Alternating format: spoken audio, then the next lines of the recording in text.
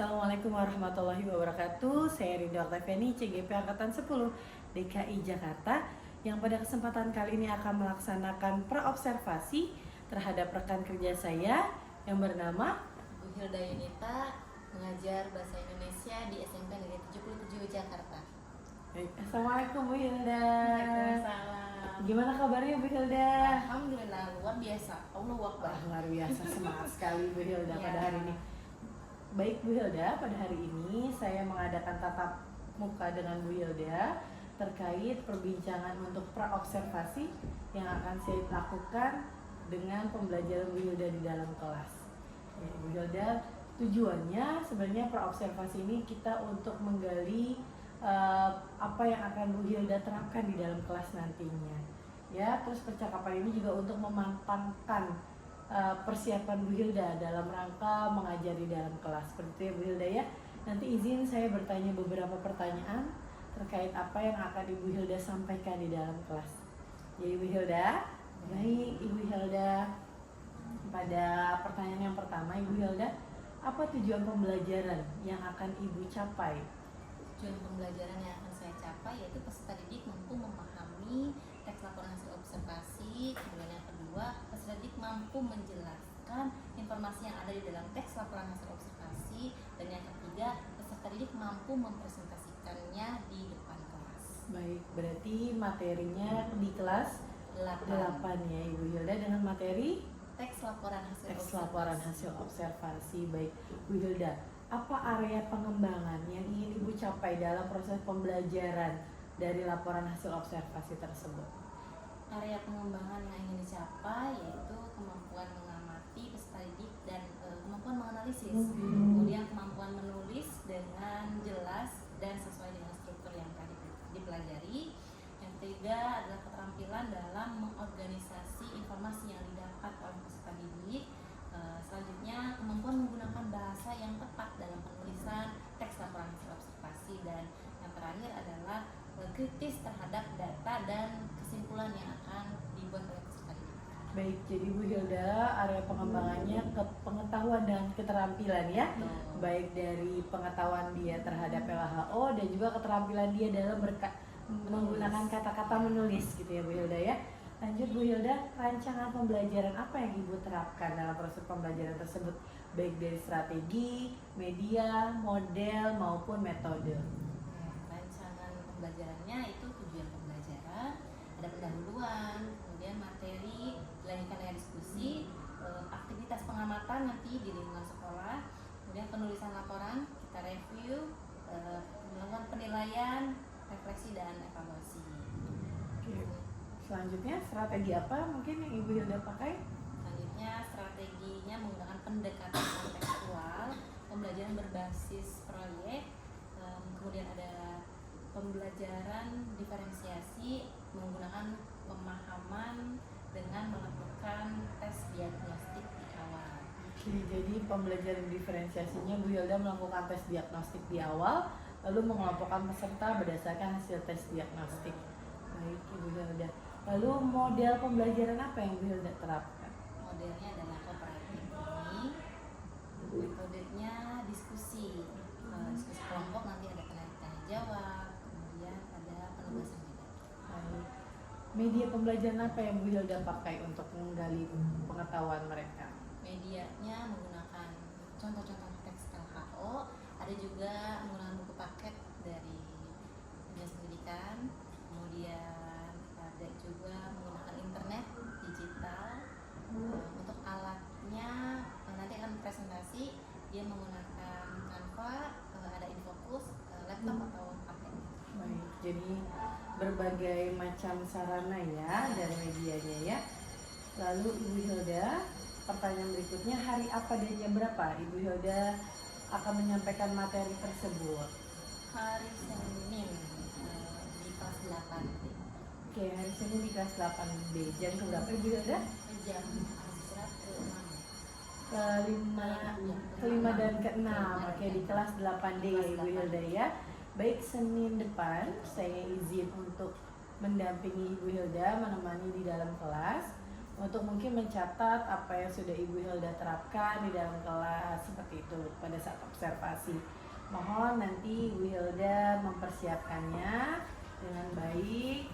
Lalu kita akan bertemu kembali setelah sekarang pra-observasi, lalu nanti saya observasi di kelas. Nanti kita akan ada pertemuan lagi pasca observasi. Jadi di pasca observasi ini kita akan berbincang-bincang kembali dengan didampingi oleh pengajar praktik saya, Ibu Indah, di bulan September. Ibu Hilda. Lalu pertanyaan terakhir Ibu Hilda, apa yang Ibu dapatkan dari percakapan kita pada hari ini?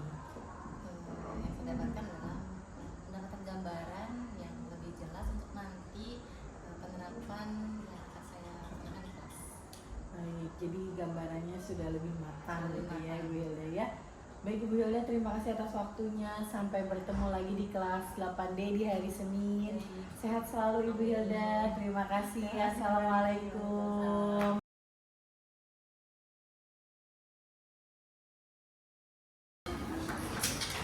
Assalamualaikum warahmatullahi wabarakatuh.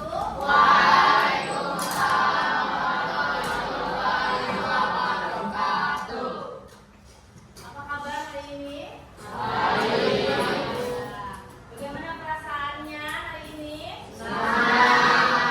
Ya, bahagia ya, Mas senang karena kita mau belajar. Kurang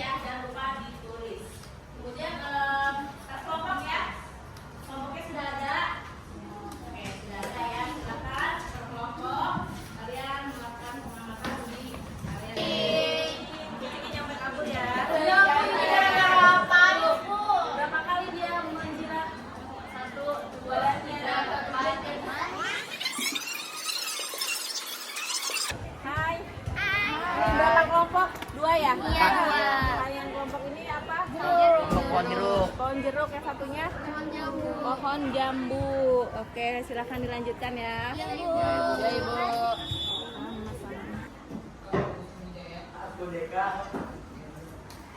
Baik, pada kali ini kami akan mempresentasikan pembuka isi setelah penggunaan yang pertama kita akan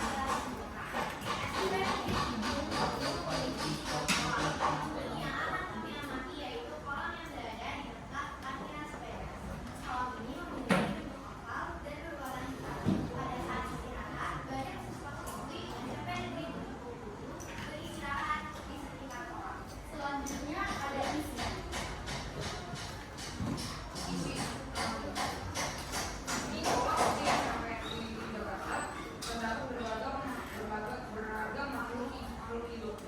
Di antaranya adalah cebong kecil, jentik-jentik, lumut, teratai, daun-daun yang berjatuhan, dan capung yang berterbangan.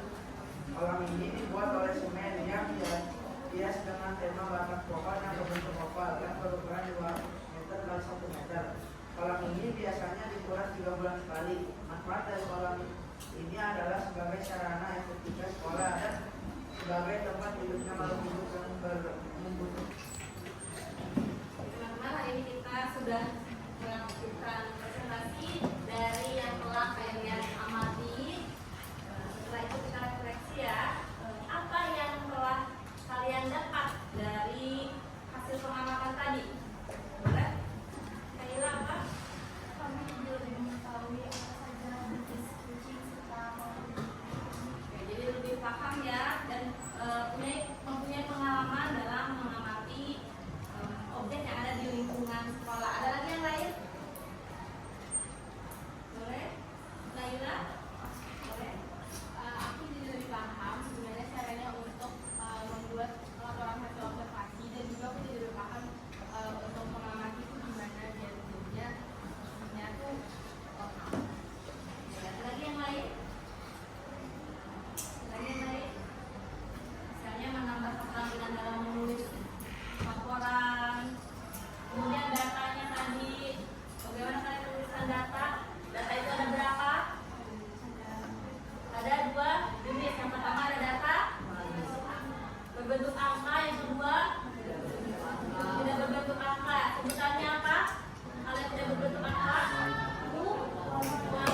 kualitatif. Jadi tadi yang sudah kalian catat data-datanya termasuk ke dalam data yang mana, kualitatif atau kuantitatif, berupa angka ataukah tidak berupa angka. Oke, kesimpulannya hari ini kita sudah belajar, kita sudah mempraktikkan juga bersama kelompok kita untuk melakukan pengamatan dan hasilnya sudah baik, memuaskan ya, semuanya sudah paham.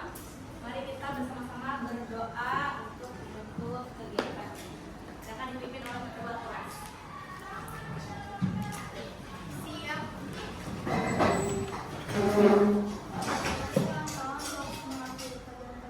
Ini mari berdoa sesuai keyakinan dan percaya masing-masing. Berdoa.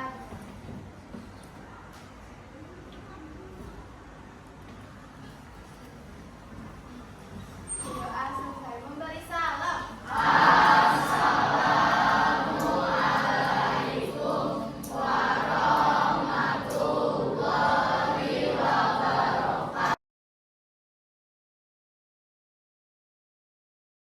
Wilda, sehat Wilda hari ini?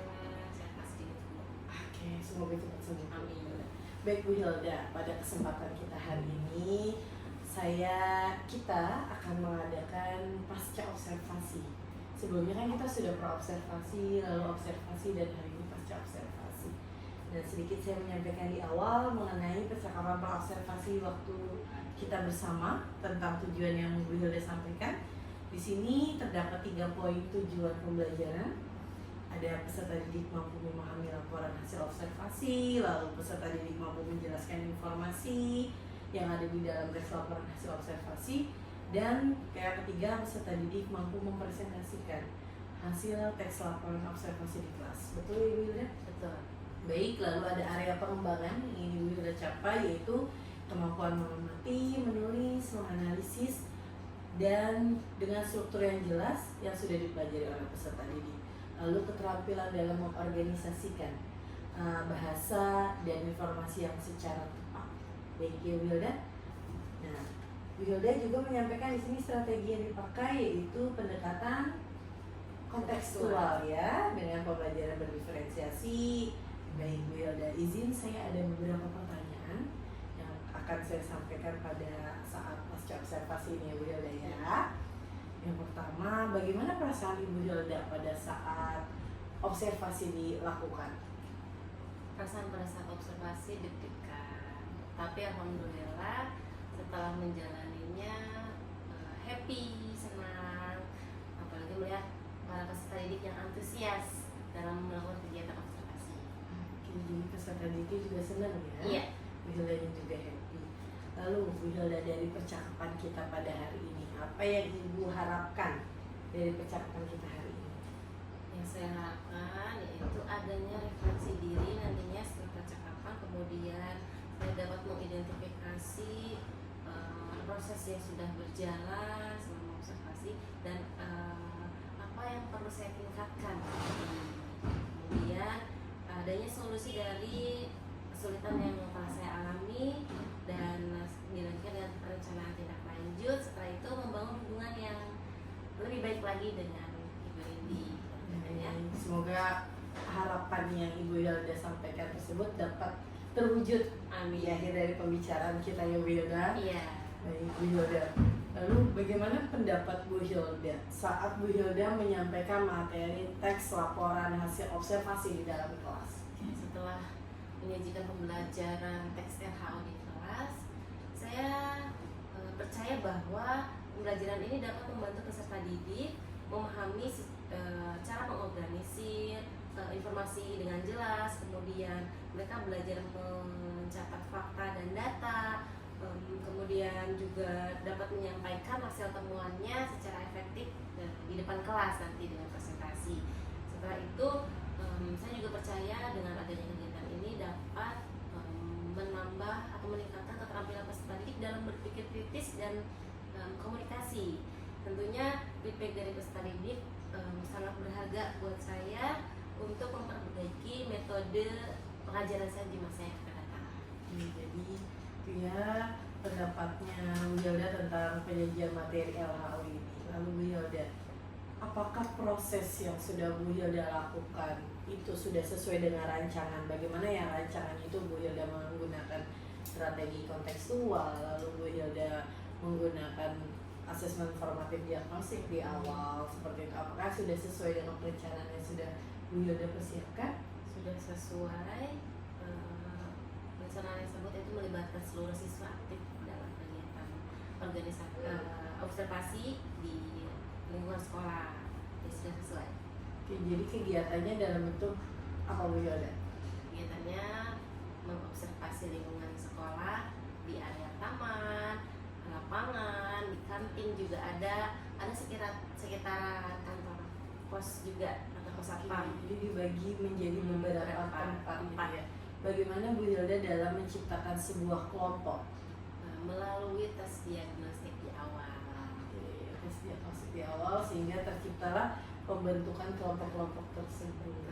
Bagus sekali itu Bu Hilda. Lalu Bu Hilda, dapatkah Ibu menceritakan hal-hal yang membuat Ibu puas dalam menyampaikan materi? Ada satu peserta didik yang ketika diajak berbicara tidak nyambung, apalagi diberikan pemahaman materi ya jauh lah.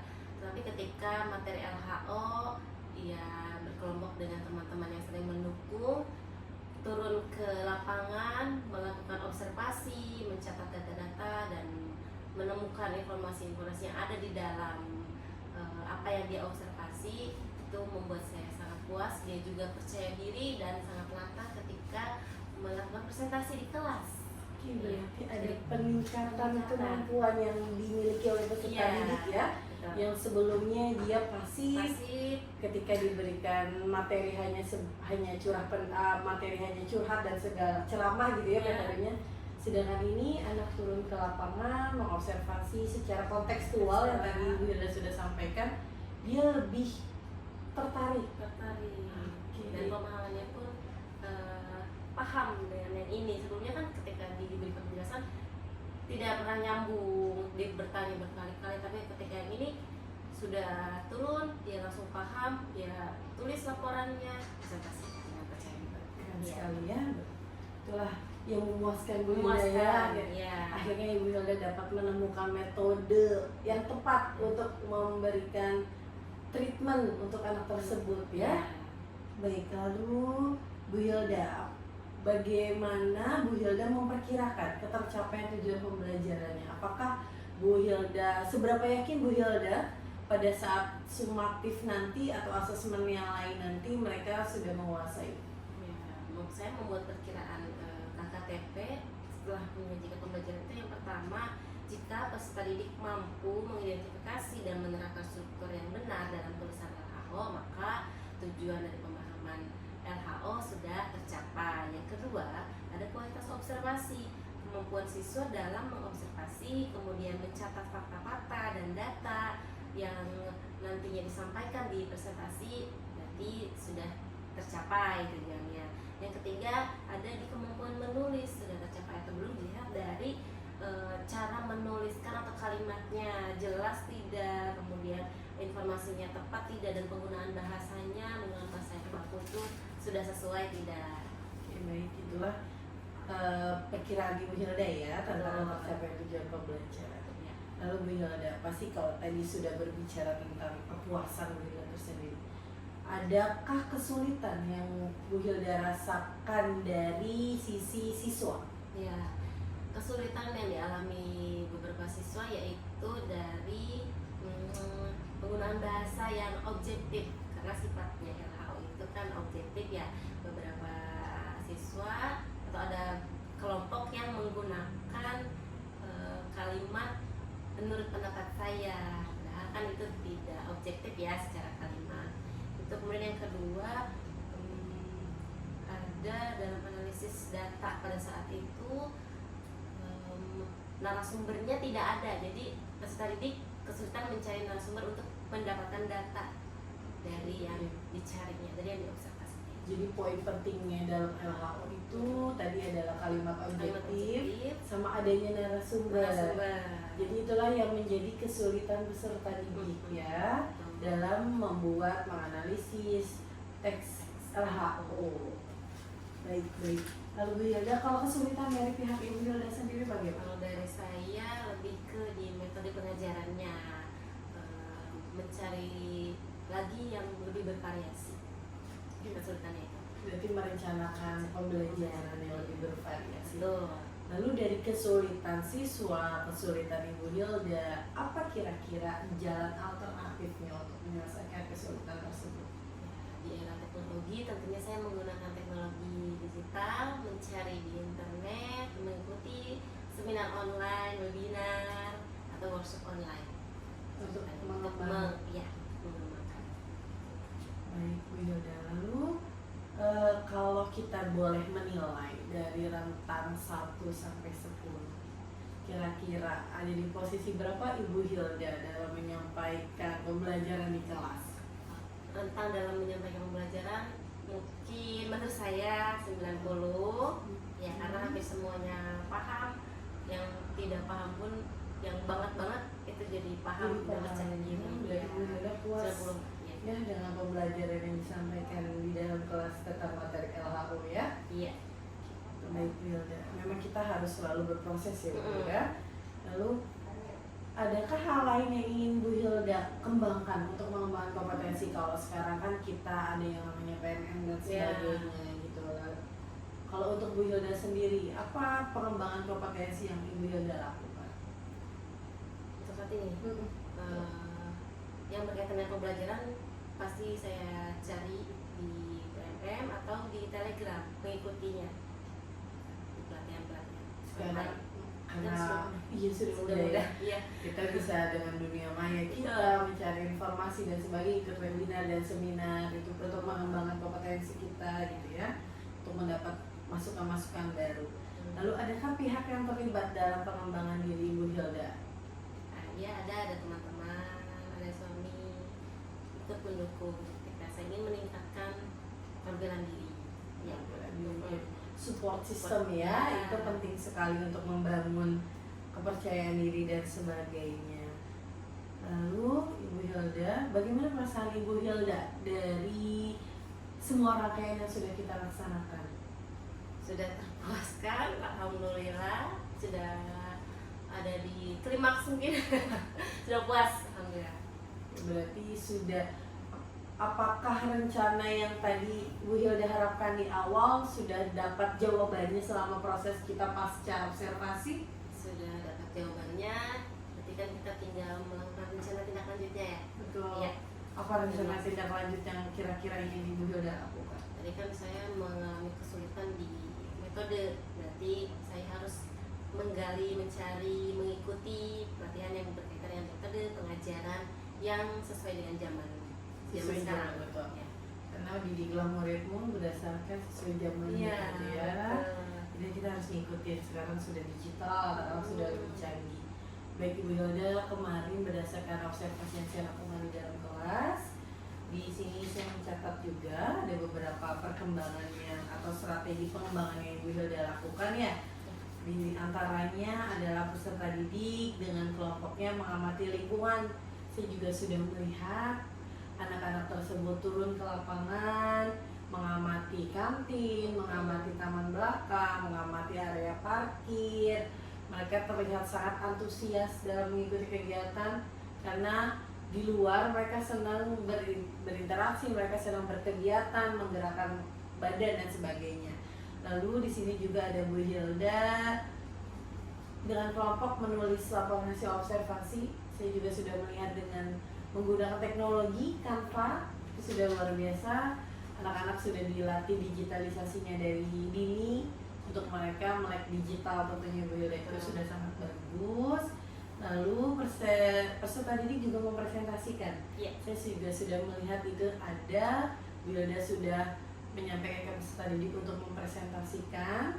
Lalu sudah dalam proses presentasi itu sudah terjalin diskusi aktif, tanya jawab antara peserta didik, itu juga sudah bagus, sudah terlihat di dalam rencana pengembangan Ibu Hilda di sini.